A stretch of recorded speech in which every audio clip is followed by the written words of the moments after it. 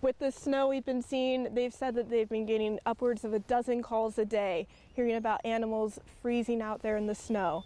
And when they hear about one that's too far gone, they just say it's heartbreaking. Look at these pets. All these guys at Scraps are hoping to get a home.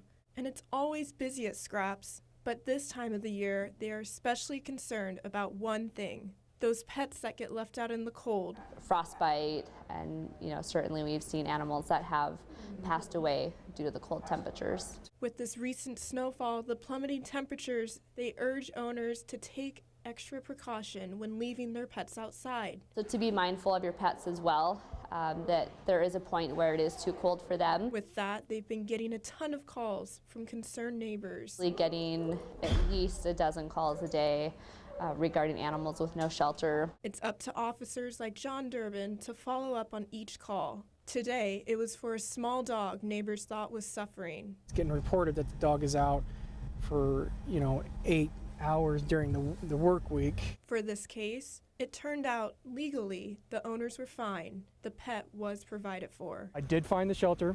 It is adequate. It has bedding.